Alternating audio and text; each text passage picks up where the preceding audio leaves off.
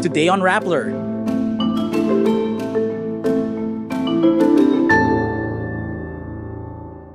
Nobel Peace Prize laureate Maria Ressa and Rappler are acquitted of a fifth tax evasion charge. President Marcos will spend his birthday in Singapore for a conference and the Formula One Grand Prix. Vice President Sara Duterte has yet to explain the confidential funds used by her office in 2022. Reports say North Korea's Kim Jong-un arrived in Russia to meet with President Vladimir Putin. Auditions open for the upcoming Parokya ni Edgar musical.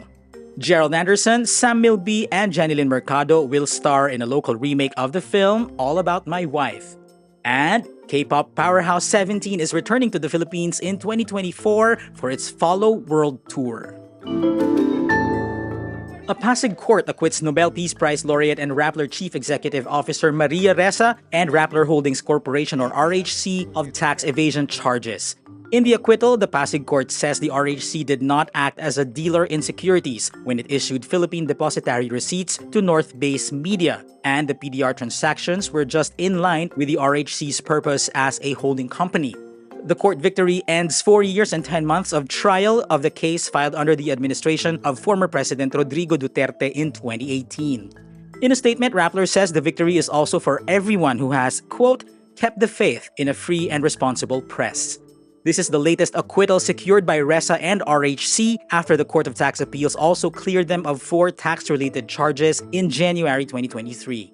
With the junking of the last tax case, there are now only 2 remaining active cases against Rappler and its CEO.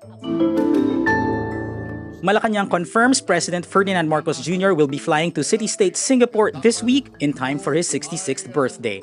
On September 13, the president's birthday, the palace says Marcos will speak at the 10th Asian Conference in Singapore. Malacanang adds Marcos will talk about his government's, quote, efforts in improving the lives of Filipinos amid challenges from significant global events. Marcos will stay for at least another 4 days to watch the Formula One Singapore Grand Prix 2023 upon the invitation of Singaporean Prime Minister Lee Hsien Loong. The president will hold meetings with business personalities in Singapore as well, but the palace does not say who Marcos would meet and when these meetings would take place. This is Marcos' 3rd trip to Singapore in just over a year in office. He first went in early September 2022 for his 2nd ever state visit. Vice President Sara Duterte has yet to explain the transfer of 125 million pesos of confidential funds from the office of the president to her office in 2022. Instead, Duterte issues mostly blanket denials and clapbacks against critics, particularly ACT Teachers Representative Franz Castro and Senator Risa Ontiveros. Duterte hits Castro and Ontiveros in a statement that thanked allies for explaining the fund but offered little explanation on the fund itself. Ontiveros releases a video in response to Duterte. Trabaho lang, walang drama. Akala ko ba, VP Sara, the OVP can live without confidential funds?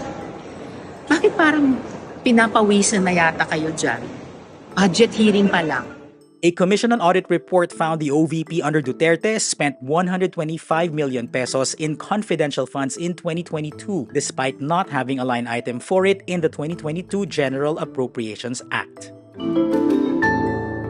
Japanese media reports North Korean leader Kim Jong-un has arrived in Russia for what the Kremlin said would be a comprehensive discussion with President Vladimir Putin.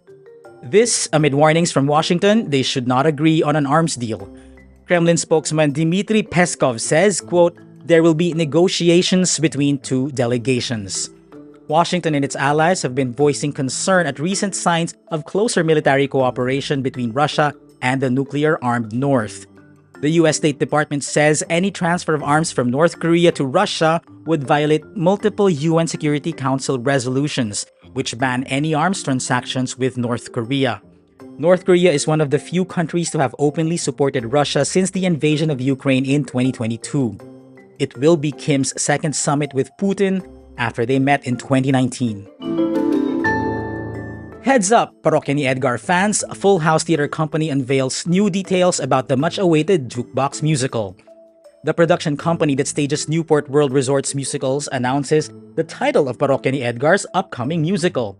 The video, which uses the band's song Bagsakan in the background, sees Parokya ni Edgar frontman Chito Miranda talking about the musical.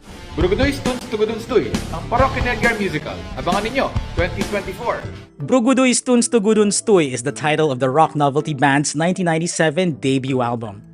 The online audition submission period is from September 12 to October 1 and is open to males and females who are 18 to 50 years old who sing and dance. Parokya ni Edgar is the next OPM band after the Eraserheads to be honored with a musical based on their discography. The cast of the recently concluded Ang Huling El Bimbo musical teased the production by singing the band's Harana after their last show in July. Gerald Anderson, Sam Milby, and Jennylyn Mercado lead the Filipino movie adaptation of the 2012 hit South Korean film All About My Wife. Cornerstone Entertainment announces the news, sharing a photo of the three lead stars. Aside from hinting that the filming will start very soon, other details about the remake have yet to be disclosed. The upcoming movie will serve as Sam and Jennylyn's reunion project after 8 years, following their 2015 rom-com The Prenup. Originally an Argentinian film, All About My Wife was adapted in South Korea in 2012. The box office hit follows an unhappy married man who hires a Casanova to seduce his wife to push her to file for a divorce. Save the date, Filipino Carrots. K-pop boy group 17 is coming back to the Philippines for their Follow Concert World Tour. 17 posts on their Weverse community the details of their Asia leg, which includes a stop in the Philippines. The concert will be held at the Philippine Sports Stadium in Bulacan on January 13, 2024.